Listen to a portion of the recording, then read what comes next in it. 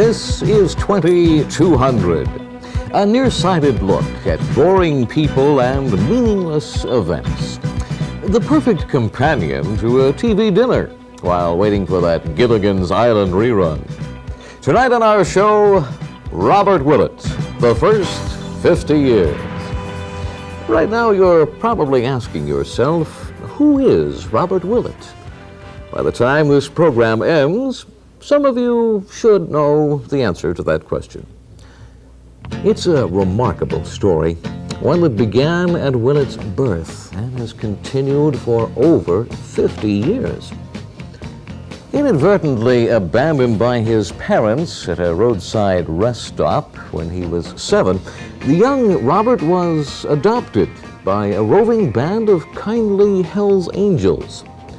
Falling among bad companions, Robert was unjustly convicted in a bogus dial-a-prayer operation.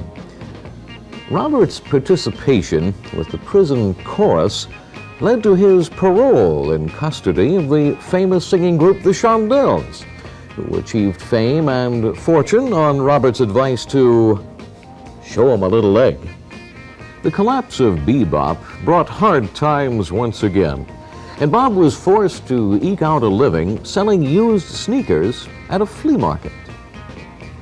In the several brief careers that followed, he worked as a termite inspector, a cook in a Chinese restaurant, a camera salesman, a cigar store Indian, and a model for Foster Grant sunglasses.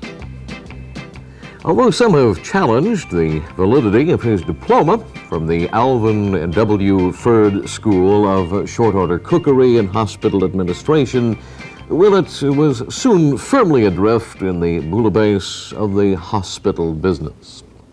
But Robert Willett hasn't confined his leadership to culinary triumphs and management concerns. Oh, no. He is directly involved in medical research as well.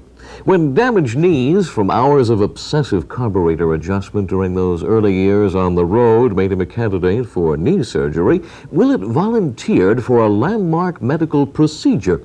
This year, a joint program between General Motors and Kettering Medical Center has brought new meaning to the term genuine GM parts.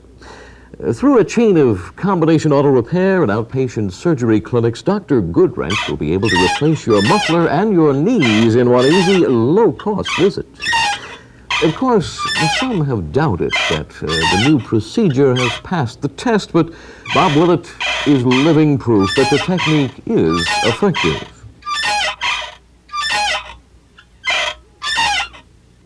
A key to Willett's phenomenal success in the hospital game is an innate ability to captivate audiences with dazzling verbal pyrotechniques and a charismatic personality.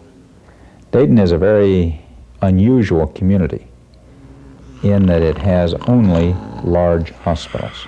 Most communities of the size of Dayton would have maybe one or two hospitals the size of Kettering or Miami Valley or Good Sam or St. Eve. And then they would have a number of small hospitals, 50, 100, 150 bed. Cut that out. Contributions to medical economics and medicine are but a small part of Willett's range of achievements. But few know that his influence has been felt in the entertainment world as well.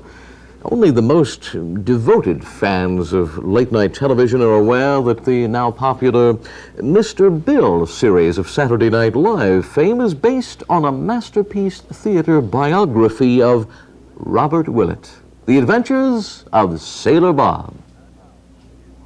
And now, it's time for another thrill-packed episode of The Adventures of Sailor Bob! Let's join Sailor Bob and his lovely wife, Crystal, aboard their new yacht, sailing the gorgeous waters around 3 Mile Island. Dayton is a very unusual community in that it has only large hospitals. Most communities of the size of Dayton would have maybe one or two hospitals the size of Kettering, Miami Valley, or Good Sam or St. Eve. And then they would have a number of small hospitals, 50, 100, 150 bed facilities. Many authors looking at what is happening in healthcare are saying that there's going to be a number of hospitals that are going to be closed down in the near future. Some folks say 1,000 hospitals will close their doors in the next 4 or 5 years. Watch for the next exciting episode of The Adventures of Sailor Bob! A leader in healthcare cost containment, Willett has not hesitated to cut costs even at the top. Although he makes it a priority to maintain a vital telephone connection with the hospital, he eschews unnecessary expense in favor of the simplest technology that will serve his purpose. Mr. Willett's office, Judy Neff. Judy, this is Bob. When are you going to stop calling me on that car phone? I've got work to do. One of the most interesting aspects of Willett's outstanding career has been his effort to build relationships with several Chinese medical and educational organizations in Taiwan, Hong Kong, and China. Many have wondered, have these experiences had an effect on Kettering Medical Center?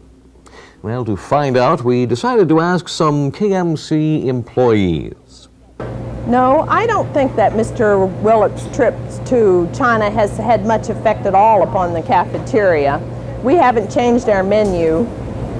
Dorothy, you know better. If you're working out here, you ought to be wearing a hat. Excuse me, I need more chop suey, please. Oh. Well, I guess it is kind of nice that the employees don't have to wear their shoes in the cafeteria now. No list of Robert Willett's accomplishments would be complete without mention of his strong support of cutting-edge medical technology. It was his leadership that led to the establishment of a magnetic resonance center at Kettering Hospital. And with characteristic courage, he volunteered to have the first brain scan on the new machine. Here we present the dramatic results of that history-making event.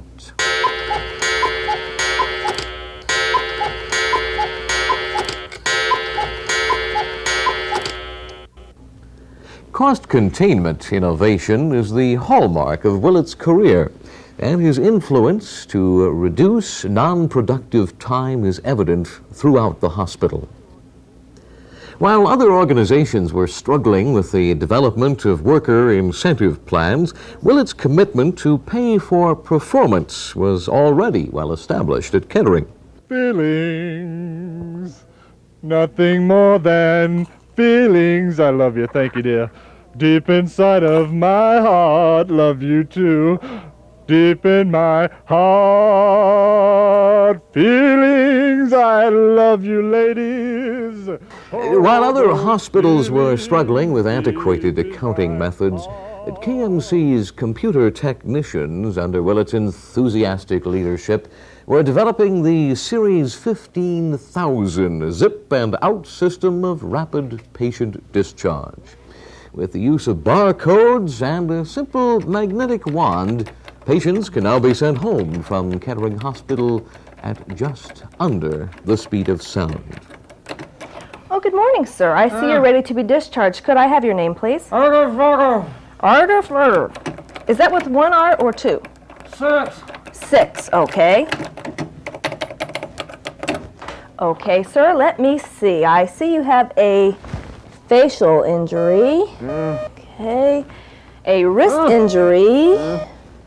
Okay. A leg injury. Okay, sir. Thank you very much. When other emergency facilities took to the air, Bob Willett, scorning the slower helicopter system, was already at the drawing board, planning the best and fastest air shuttle service available.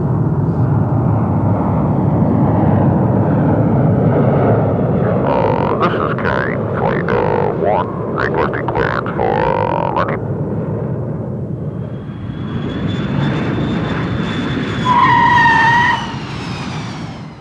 Over the years, this beloved medical center patriarch has made many friends. Some of them are here with me tonight to offer birthday wishes. Hiya, gang. It's my pleasure to be out here wishing, hold up the card. Bob was a very good friend of mine. I want to say, Bob, have a nice, happy birthday. I always did like you, Bob Williams. How was that? I'm not going to attend Bob Willett's birthday party this year. Last year, he had so many candles on the cake, he was fined by the EPA for air pollution. For some time now, I've been thinking about what to say on this special occasion honoring Jack Smith, and I have to tell you that it's not Jack Smith. Well, who is it? Bob Willett. Oh, Bob Willett, of course. Who's Bob Willett? Oh, Bob Willett. Oh, Bob Willett. You're in the hospitals, right? But it seems that he's just a little square. By square, I mean his idea of an exciting evening is to go down to Shaleki's Sunoco station and watch the reflection of the moon in the spilled gasoline.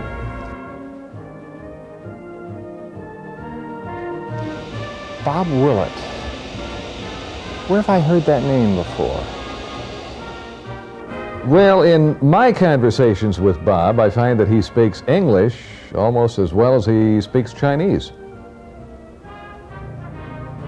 You know, when they told me that Bob Willett was turning 50 years old, I just couldn't believe it. I saw him the other day, and you know something? He didn't look a day over 49. We interrupt this program for a special bulletin.